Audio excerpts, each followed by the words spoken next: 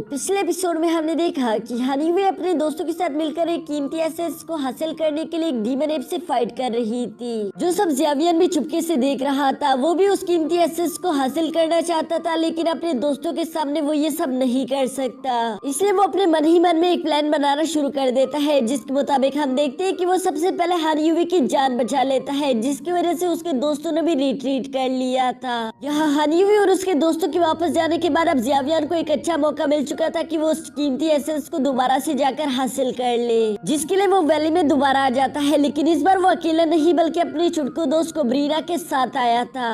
अब आगे तो नेक्स्ट एपिसोड के शुरू में हम देखते हैं कि वो डीमन एप बिल्कुल ज़ेवियन के सामने खड़ा था, जहां ज़ेवियन उसको देखकर कहता है कि यह पहले से बहुत ज्यादा कमजोर लग रहा है। ऐसा लगता है कि जब जब ये अपने ब्लड वेसल्स को एक्टिवेट करेगा ये कुछ देर के लिए कमजोर हो जाएगा, जो कि हमारे लिए एक बेहतरीन बात है। ज़ेवियन की ये बात सुनकर कोब्रीना भी हवा में चली गई थी, जिसके बाद हम देखते हैं कि मास्टर याओचन ज़ेवियन से कहते हैं कि यही एक अच्छा मौका है, अपने चुटकू दोस्त पर भरोसा करो, जबकि तुम खुद जाकर वो अर्थ कोर फोर्जिंग मिल्क की तलाश करो। ये सुनकर ज़ेवियन को कोब्रीना की तरफ देखते हुए कहता है कि चलो मेरे चुटकू दोस्त, दिखा दो इसे कि तुम क्या कर सकते हो। जो सुनते साथ ही कोब्रीना ने अपने रूप को बदलना शुरू कर दिया था और देखते ही देखते वो एक बहुत बड़े स्वेलिंग पाइथन में बदल जाती है। यहाँ अपने सामने इतने बड़े स्वेलिंग पाइथन को देखकर वो डीमन एप भी थोड़ी देर के लिए घबरा गया था कि तभी ज़ेवियन उस स्वेलिंग पाइथन से कहता है कि चलो उसे रोको, मुझे यहाँ से जाना होगा। और ये कहने के बाद ज़ेवियन बहुत ही तेजी के साथ वैली के अंदर की तरफ जाना शुरू कर देता है, जो देखकर वो डीमन एप कहता है कि इतनी भी जल्दी क्या है, क्योंकि वो ज़ेवियन को किसी भी हाल में उस वैली के अंदर जाने नहीं देना चाहता था। इसलिए वो बहुत ही तेजी के साथ जंप करते हुए अभी ज़ेवियन को पकड़ने ही वाला था,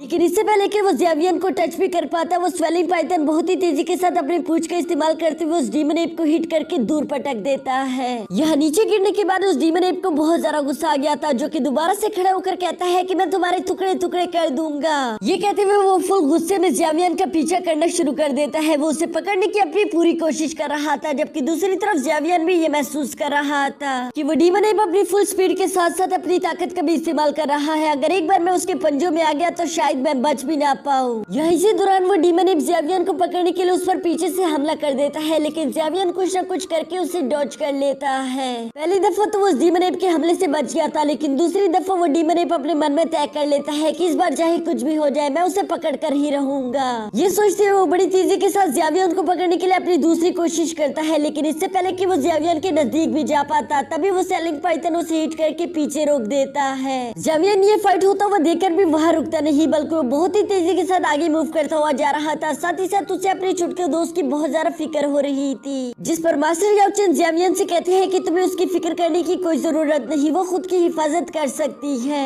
अब ये सुनकर ज़ेवियन थोड़ी देर के लिए शांत हो गया था और इसके बाद वो काफी तेजी के साथ मूव करते हुए उस फोर्जिंग मिल की तलाश करना शुरू कर देता है। जहाँ आगे चलते हुए ज़ेवियन नोट करता है कि उस वैली में नीचे और भी बहुत सारी डीमंस की हड्डियां पड़ी हुई थी। इस बात से वो इसका अंदाजा लगा लेता है कि वो डीमन एप इस अर्थ कोर फोर्जिंग मिल की हिफाजत बहुत वक्त से कर रहा है। साथ ही साथ ज़ेवियन कहता है कि यहाँ पर इंसानों के अलावा कुछ डीमंस ने भी इसे हासिल करने की कोशिश की है, यानी कि उन्हें भी मालूम है कि ये कितना ज्यादा पावरफुल होगा। जिस पर मास्टर याओचन कहते हैं कि हाँ तुमने बिल्कुल ठीक कहा, ये सिर्फ इंसानों के लिए नहीं बल्कि डीमंस के लिए भी काफी ज्यादा बेहतरीन साबित हो सकता है, क्योंकि अर्थ कोर फोर्जिंग मिल की ये एबिलिटी है कि वो बोन मैरो को बहुत ज्यादा सॉफ्ट और हड्डियों को बहुत ज्यादा मजबूत कर सकता है। अगर ऐसा कोई डीमन मॉन्स्टर कर ले तो ये उसके लिए वैसे भी बहुत ज्यादा बेहतरीन होगा, क्योंकि उसकी कल्टीवेशन आसान हो जाएगी और वो बहुत ही आसानी के साथ खुद को ट्रांसफॉर्म करके एक ह्यूमन भी बन सकता है। ये अर्थ कोर फोर्जिंग मिल बिल्कुल ट्रांसफॉर्मेशन बिल की तरह काम करेगा, जिसमें ट्रांसफॉर्मेशन बहुत ज्यादा आसान हो जाएगी। यह ट्रांसफॉर्मेशन बिल के बारे में सुनकर ज़ेवियन थोड़ा सा शॉक हो गया था। वो मास्टर याओचन से कहता है कि मैंने पहले भी इस बिल के बारे में सुना था, और फिर वो याद करता है वारक्राफ्ट माउंटेन पर वो सीन जब लायन किंग यूनियन के साथ डील कर रहा था कि जब तक तुम मेरे पास ये ट्रांसफॉर्मेशन पिल लाती रहोगी हमारी डील कायम रहेगी। जबकि साथ ही हम देखते हैं कि ज़ेवियन इतने वक्त बाद जब यूनियन को याद करता है तो वो भी थोड़ी देर के लिए इमोशनल हो गया था। इसके बाद हम देखते हैं कि ज़ेवियन बहुत ही तेजी के साथ उस वैली में आगे बढ़ता जा रहा था कि तभी अपने सामने वो उस गुफा को देख लेता है, जिसे देखकर वो काफी ज्यादा शॉक हो गया था। वो फौरन से वहाँ जाकर लैंड कर लेता है, जबकि साथ ही साथ वो उस गुफा को देखकर समझ गया था कि वो डीमन एप जरूर यहीं पर रहता है, क्योंकि उस गुफा के अंदर जाते ही वो चारों तरफ हड्डियां और डीमंस की लाशें देख पा रहा था, यानी कि वो डीमन एप उनका शिकार करके यहीं पर उनकी हड्डियां छोड़ देता है। जैवियन को ये देखकर समझ आ गया था कि मैं बिल्कुल सही जगह पर पहुंचा हूँ, लेकिन अभी भी उसे कहीं पर वो अर्थ कोर फोर्जिंग मिल दिखाई नहीं दे रहा था। इसीलिए वो उसकी तलाश करना शुरू कर देता है। वो किसी भी छोटे से छोटे सुराख को ढूंढने की कोशिश कर रहा था जिससे उसे अर्थ कोर फोर्जिंग मिल का पता मिल सके। ये सब करते हुए उसकी नजर अचानक से पत्थरों के एक ढेर पर पड़ गई थी, जो कि उसे बहुत ज्यादा अलग और अजीब लग रहा था। इसलिए वो फौरन से जाकर उस जगह को चेक करता है, जहाँ चेकिंग के दौरान उसे वहाँ पर उस डीमन एप के कुछ बाल भी दिखाई दे दिए थे। अब तो जैवियन को पूरी तरीके से यकीन हो गया था कि यहाँ पर जरूर कुछ न कुछ मौजूद है, जिसके बाद वो अपनी पावर्स का इस्तेमाल करते हुए उन सारी चट्टानों को वहाँ से दूर हटा देता है। और ऐसा करने की वजह से उसे जमीन के अंदर की तरफ जाती हुई एक सुरंग दिखाई देती है, जिसे देखकर वो मुस्कुराते हुए कहते हैं कि वो डीमन एप तो काफी ज्यादा समझदार है। और ये कहते ही जैवियन जंप करके उस गुफा के अंदर की तरफ जाना शुरू कर देता है, जिसके साथ सीन शिफ्ट होकर यहाँ हमारी दोस्त को ब्रीना पर आ गया था। वो उस डीमन एप को हिट करके पीछे हटा देती है, जिसकी वजह से उस डीमन एप को काफी ज्यादा गुस्सा आ रहा था। लेकिन इससे पहले कि वो डीमन एप कुछ भी करके उसे हिट कर पाता, तभी कोब्रीना उसे पूरी तरीके से जकड़ लेती है, जिसकी वजह से वो डीमन एप हिल भी नहीं पा रहा था। यह ऐसे करते हुए उस डीमन एप को भी समझ आ चुका था कि ये स्वेलिंग पाइथन बहुत ज्यादा पावरफुल है, पता नहीं मैं इसे हरा भी पाऊंगा या नहीं। वो भी ये सोच ही रहा था कि तभी कोब्रीना उसे उठाकर दूर फेंक देती है, और इससे पहले कि वो खुद को संभाल पाता तभी वो बहुत ही तेजी के साथ मूव करते हुए उसे हिट कर देती है। यह इन दोनों जायंट मॉन्स्टर के दरमियान हमें एक बहुत ही ज्यादा जबरदस्त फाइट देखने को मिलती है, जिसमें वो डीमन एप चाहे कुछ भी कर लेता, लेकिन वो चाहकर भी कोब्रीना को रोक नहीं पा रहा था, क्योंकि कोब्रीना हर हाल में उस पर भारी पड़ रही थी। वो लगातार उस डीमन एप को काफी बुरी तरीके से हिट करते हुए घायल कर देती है, जिसकी वजह से उस डीमन एप को भी अब काफी ज्यादा गुस्सा आ गया था। लेकिन इससे पहले कि वो कुछ भी कर पाता, कोब्रीना अपने पॉइजन का इस्तेमाल करना शुरू कर देती है, जिससे वो डीमन एप बहुत ही तेजी के साथ मूव करते हुए डॉज कर रहा था। और ये करते साथ ही साथ वो धीरे धीरे कोब्रीना के बहुत ज्यादा करीब आ जाता है, जहाँ वो जंप करते हुए अभी उसे हिट करने ही वाला था, लेकिन कोब्रीना उसे डॉज करके दूर चली जाती है। अब यहाँ ये सब होने की वजह से उस डीमन एप के गुस्से की हद पार हो चुकी थी, और इससे पहले कि कोब्रीना उस पर दोबारा पॉइजन अटैक कर पाती, वो डीमन एप अपने स्नो डोमेन को एक्टिवेट कर लेता है, जिसकी वजह से उसके डोमेन में एंटर होने वाले कोई भी लिक्विड बड़ी तेजी के साथ क्रिस्टल में चेंज हो जाता है। और यहाँ पर उस पॉइजन के साथ भी बिल्कुल ऐसा ही हुआ। वो डीमन एप बड़ी तेजी के साथ उस क्रिस्टल पॉइजन को पकड़कर उल्टा कोब्रीना पर ही थ्रो कर देता है, जिसे कोब्रीना अपनी पूंछ के साथ हिट करते हुए तोड़ देती है। लेकिन ऐसा करने की वजह से कोब्रीना की चारों तरफ धुआं हो चुका था, और उसे अपने आसपास की चीजें दिखाई नहीं दे रही थी, जब किसी धुएं का फायदा उठाते हुए वो डीमन एप उस पर हमला करना शुरू कर देता है। यहाँ पर ये जबरदस्त फाइट तो चल ही रही थी, जबकि नीचे अंडरग्राउंड में हम देखते हैं कि जैवियन अपने हेवनली फ्लेम का इस्तेमाल करते हुए उस अर्थ कोर फोर्जिंग मिल की तलाश कर रहा था, जिसके दौरान वो अंडरग्राउंड चलते चलते एक और गुफा में इंटर कर लेता है। और ये गुफा उस पहले वाली गुफा से बिल्कुल अलग थी, जिसको देखकर जैवियन भी कहता है कि ये तो बिल्कुल हेवन लग रहा है। साथ ही साथ यहाँ पर जैवियन को कुछ झटके भी महसूस होते हैं, जिसे महसूस करने के बाद वो कहता है कि लगता है ऊपर बहुत ज्यादा खतरनाक फाइट चल रही है। उम्मीद करता हूँ कि मेरी छोटी दोस्त ठीक होगी, लेकिन अभी के लिए मुझे कुछ भी करके जल्द से जल्द उस अर्थ कोर फोर्जिंग मिल की तलाश करनी होगी। यहाँ ये सुनते साथी मास्टर याओचेन भी रिंग से निकलकर बाहर आ जाते हैं, जहाँ बाहर आने पर वो देखते हैं कि बहुत सारे क्रिस्टल से फ्लूइड बहता हुआ नीचे आ रहा था। और इस सब को देखने के बाद मास्टर याओचेन जैवियन से कहते हैं कि वो सामने वाले क्रिस्टल के पास जाकर देखो, मुझे वहाँ से बहुत ज्यादा हाई एनर्जी महसूस हो रही है। ये सुनकर जैवियन बहुत ही तेजी के साथ जंप करते हुए वो व्हाइट क्रिस्टल के पास पहुंच जाता है, जहाँ पहुंचने पर वो देखता है कि उस व्हाइट क्रिस्टल से एक व्हाइट कलर का लिक्विड नीचे गिरता हुआ जमा हो रहा था। उसे देखकर स्मेल करते हुए जैवियन कहता है कि हाँ, ये एसेंस काफी ज्यादा कमाल का है, क्योंकि इसके अंदर से बहुत ज्यादा एनर्जी की खुशबू आ रही है। और ये कहते साथ ही हम देखते हैं कि जैवियन ने फौरन अपने पास से शीशी भी निकाल ली थी, जिसे भरकर वो इस एसेंस को कलेक्ट करने वाला था। लेकिन तभी मास्टर याओचेन कहते हैं कि हाँ, मानता हूँ कि ये एसेंस काफी ज्यादा कमाल का है, इसकी एनर्जी काफी ज्यादा हाई है, लेकिन हम लोग यहाँ पर जिस चीज की तलाश करने के लिए आए हैं वो ये नहीं। ये सुनकर जैवियन थोड़ी देर के लिए हैरान हो गया था, क्योंकि वो साफ साफ देख पा रहा था कि इस लिक्विड की एनर्जी काफी ज्यादा हाई है। जो सुनने के बाद जैवियन कहता है कि अच्छा, हम यहाँ पर जो लेने के लिए आए हैं वो इससे भी ज्यादा पावरफुल है। जिस पर मास्टर याओचेन कहता है कि हाँ बिल्कुल, मैं उसे स्मेल कर पा रहा हूँ, बस तुम मुझे फॉलो करो, मैं तुम्हें वहाँ पर पहुँचा दूंगा।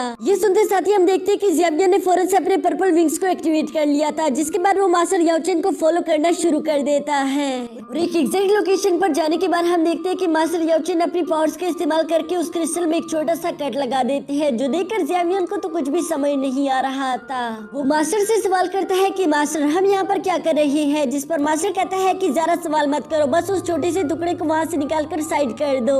ज़ेवियन भी ये सुनकर फौरन ऐसा ही करता है। वो उस छोटे से टुकड़े को निकाल कर वहाँ से साइड कर देता है, जिसके अंदर से बहुत ज्यादा रोशनी निकल रही थी। ज़ेवियन तो अचानक से इतनी ज्यादा रोशनी देखकर थोड़ा सा घबरा गया था, जिस पर मास्टर याओचेन उससे कहते हैं कि घबराने की कोई जरूरत नहीं, यहाँ पर आकर ये देखो।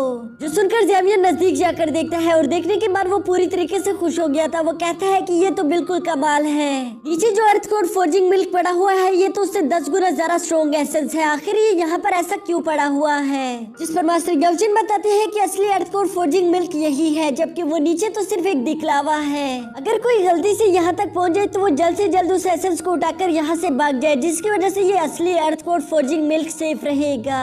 ज़ेवियन ये सुनकर काफी ज्यादा इंप्रेस हो गया था और इसके बाद वो फौरन अपने पास से अर्थ कोड फोर्जिंग मिल्क के लिए शीशा निकालकर उससे स्टोर करना शुरू कर देता है। जिस पर मास्टर कहते हैं कि तुम ये सारा के सारा यहाँ से नहीं लेकर जा सकते, क्योंकि तुम जानते हो कि ये माउंटेन इसी पर बेस्ड है।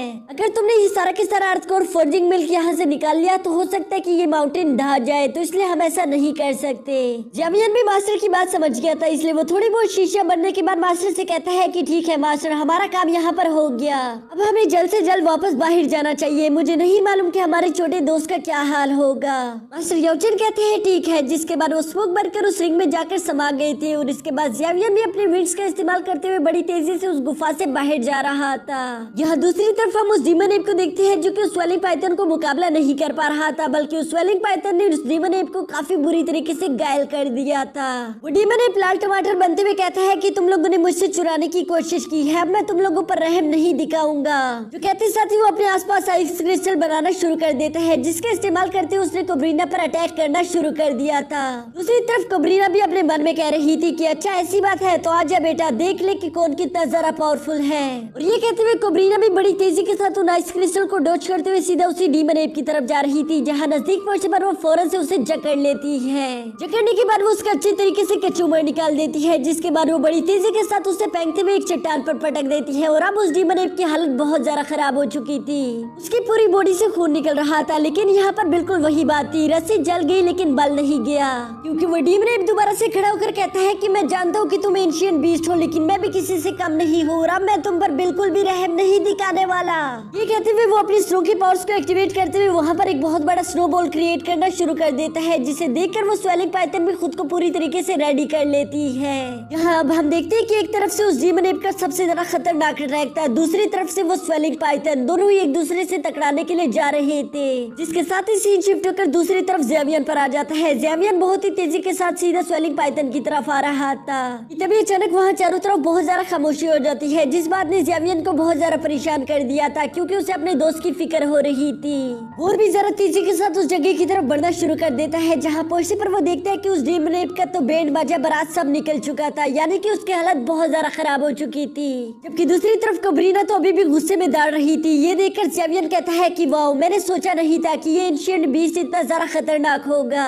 साथ ही ज़ेवियन को उस डीमन एप की हालत पर रहम आ जाता है, इसलिए वो कोब्रीना से कहता है कि चल चुटकी, बहुत हो गया खेलना, अब हम यहाँ से चलते हैं। ये सुनते साथ ही हम देखते हैं कि कोब्रीना अपने जायंट फॉर्म से दोबारा उसी छोटी से क्यूट फॉर्म में आ जाती है, जिसके बाद वो ज़ेवियन के साथ बहुत ही तेजी के साथ वहाँ से जाने के लिए रवाना हो जाती है।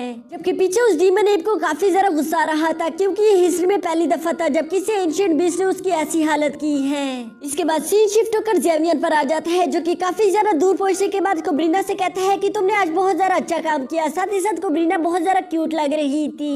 ज़ेवियन उसे कहता है कि आज शाम जो तुमने मेरे लिए किया मैं तुम्हें उसके लिए इनाम देना चाहता हूँ। और ये कहते साथ ही वो अपने पास से मैजिकल पिल्स निकाल लेता है।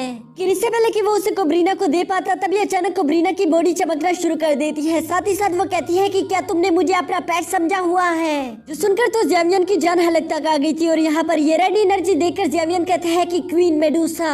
और ये कहते साथ ही ज़ेवियन जंप करते हुए पीछे हट जाता है, जिसके बाद हम देखते हैं कि कोब्रीना ने चमकना शुरू कर दिया था और इसके बाद वो पूरी तरीके से क्वीन मेडूसा में बदल जाती है। इतने वक्त बाद हॉट से क्वीन मेडूसा को देखकर ज़ेवियन कहता है कि महारानी साहिबा, आपको देखकर काफी जरा अच्छा लगा। साथ ही साथ ज़ेवियन को अंदर ही अंदर काफी ज्यादा डर महसूस हो रहा था, जिस पर क्वीन मेडूसा कहती है वैसे तो ये काफी ज्यादा इत्तेफाक की बात है, लेकिन मैं तुम्हारा शुक्रिया अदा करना चाहती हूँ, क्योंकि आज के दिन अगर तुम स्वेलिंग पाइथन को उस डीमन एप के साथ फाइट करने के लिए ना भेजते तो शायद मैं बाहर नहीं निकल पाती। डीमन के साथ फाइटिंग के दौरान उस स्वेलिंग पाइथन की एनर्जी काफी ज्यादा कम हो चुकी थी, जिसकी वजह से मुझे उसे सरप्राइज करने का मौका मिल चुका और मैं उसे सरप्राइज करके उस पर काबू कर पाई। ये सुनकर जेवियन अपने मन ही मन में कहता है कि शिट, ये मैंने क्या कर दिया, मैंने तो अपने ही पैरों पर कुल्हाड़ी दे मारी। यहाँ जेवियन अभी ये सोच ही रहा था कि तभी क्वीन मेडुसा कहती है कि अच्छा ये सब छोड़ो, वो बताओ कि मेरा काम कहाँ पर पहुँचा। तुमने मेरे लिए मेल्टिंग स्पिरिट पिल बनाने का वादा किया था, ये बताओ कि तुमने उसके सारे मटेरियल्स कलेक्ट कर लिए है ना।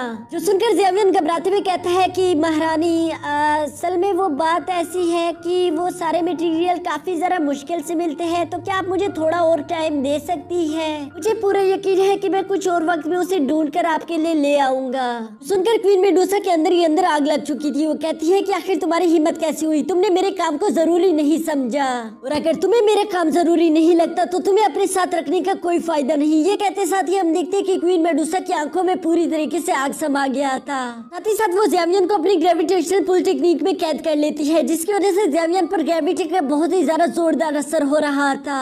जेवियन खुद से कहते हैं कि आखिर ये क्या हो रहा है, मैं तो खुद को हिला भी नहीं पा रहा। साथ ही साथ उसे यहाँ पर अपना और क्वीन मेडुसा के डोजोंग लेवल का गैप भी मालूम हो जाता है। जेवियन काफी ज्यादा तकलीफ में होते हुए कहते हैं कि क्वीन मेडुसा, क्या हम लोग शांति से बात नहीं कर सकते? जिस पर क्वीन मेडुसा कोई जवाब नहीं देती, बल्कि साथ ही साथ वो अपने शाइनिंग ब्लेड को समन कर लेती है। ये देखकर तो जेवियन की आंखें खुली की खुली रह गई थी, या सही से बोलो तो उसे अपनी मौत अपने करीब आती हुई दिखाई दे रही थी। जबकि दूसरी तरफ क्वीन मेडुसा कहती है कि ठरकी इंसान, मैं आज तुम्हें जिंदा नहीं छोड़ूंगी। और ये कहते साथ ही वो अपने तलवार से भी जेवियन को मारने ही वाली थी कि तभी हम देखते हैं कि अचानक से जेवियन के रिंग से एक स्मोक निकलकर बाहर आना शुरू हो गया था, क्योंकि क्वीन मेडुसा की तलवार को ब्लॉक करने के साथ साथ उसे पुश करके पीछे हटा देती है। और ये कोई और नहीं बल्कि मास्टर याओ चेन थे, जो कि मुस्कुराते हुए बाहर आकर कहती है कि तुम्हें क्या लगा कि मेरे डेसिबल को मारना इतना आसान काम है? माफ करना, लेकिन मेरे होते हुए तुम ये बिल्कुल भी नहीं कर सकती। यहाँ क्वीन मेडुसा पहली दफा मास्टर याओ चेन को देखकर कहती है कि अच्छा तो वो तुम हो। हर बार जब भी ये ठरकी इंसान मेरे करीब आता है, मैं इसकी बॉडी से दो लोगों की एनर्जी को महसूस कर पाती थी, और वो दूसरी एनर्जी तुम्हारी है। जिस पर मास्टर याओ चेन कहते हैं कि हाँ, तुमने बिल्कुल सही पहचाना, और तुम मेरी एनर्जी को महसूस करते हुए ये जानती हो कि तुम मेरा मुकाबला नहीं कर पाओगी। लेकिन हम लोग क्वीन मेडुसा को अच्छे से जानते हैं, वो कभी भी किसी के सामने झुकना पसंद नहीं करती, क्योंकि आखिरकार वो एक महारानी ही है। इसलिए वो कहती है कि ख्वाब देखना बंद करो, तुम लोग चाहकर भी मुझे रोक नहीं सकते। शायद तुम नहीं जानते कि मेरी रियल पावर्स क्या है। ये सुनकर मास्टर याओ चेन ताना मारते हुए कहते हैं कि अच्छा तो इसका मतलब तुम कमजोर नहीं हो। यहाँ दोस्तों इस बात को मैं सिंपल करते हुए आप लोगों को बताता हूँ कि असल में क्वीन मेडुसा की बॉडी के अंदर स्वेलिंग पाइथन भी है, जिसे वो सप्रेस करने की कोशिश कर रही है। दूसरी तरफ स्वेलिंग पाइथन की सोल अपनी पूरी कोशिश कर रही है कि वो कुछ भी करके अपनी बॉडी को वापस से हासिल कर ले।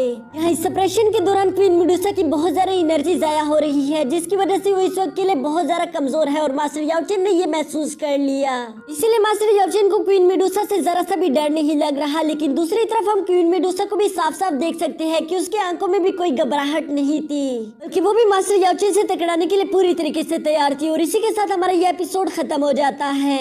तो दोस्तों अगर आप लोगों को मेरी ये वीडियो देखकर जरा से भी खुशी हुई या मजा आया तो मेरे चैनल को सब्सक्राइब कर देना, साथ ही साथ हो सके तो इस वीडियो को भी लाइक कर देना।